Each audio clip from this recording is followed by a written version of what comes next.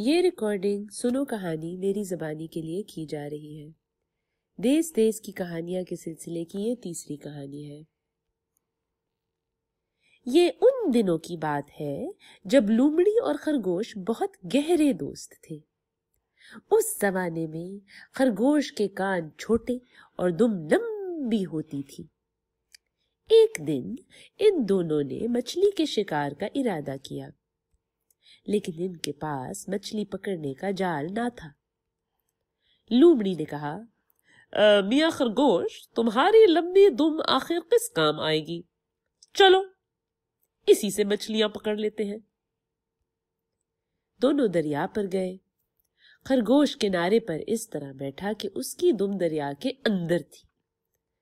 اب وہ اس بات کا انتظار کرنے لگا کہ جو ہی کوئی مچھلی اس کی دم کو پکڑے وہ اسے باہر گھسیٹ لے۔ چالاک لومڑی کنارے سے ذرا ہٹ کر آرام سے بیٹھی ہوئی تھی۔ تھوڑی دیر بعد خرگوش کو ایسا معلوم ہوا جیسے کسی نے اس کی دم پکڑ لی ہے۔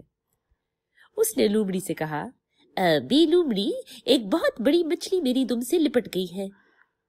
لومڑی دوڑی دوڑی آئی، دریا میں جھانکا اور بولی، یہ تو بہت بڑا کچھوا ہے، کہیں یہ تمہیں دریا میں گھسیٹ کر نہ لے جائے۔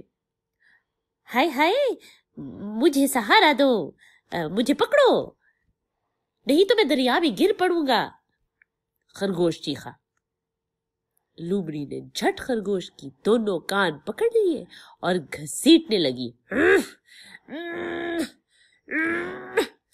ادھر کچھوا اپنی پوری قوت سے خرگوش کی دم گھسیٹ رہا تھا اور ادھر لومڑی اس کے کان پکڑے اسے اپنی طرف کھینچ رہی تھی۔ آخر لومڑی نے خرگوش کو پانی سے باہر نکال لیا، مگر یہ کیا ہوا؟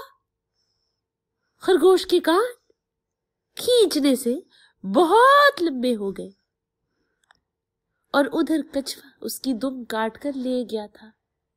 بس اس دن سے خرگوش کے کان لمبے اور دم چھوٹی ہو گئی، لیکن اس سے خرگوش کو ایک فائدہ ہوا، وہ اپنے لمبے لمبے کانوں سے ہلکی سے ہلکی آہٹ بھی سن لیتا ہے، اور دم چھوٹی ہونے کی وجہ سے لومڑی سے تیز دوڑ سکتا ہے۔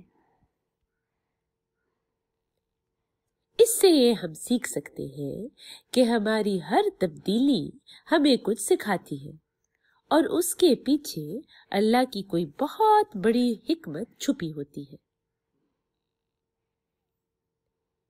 کتاب دیس دیس کی کہانیاں سے چنی گئی اس کہانی کا عنوان ہے لومڑی اور خرگوش، اور اسے تحریر کیا ہے کشور ناہید نے، اور میں ہوں قصہ گو مہر۔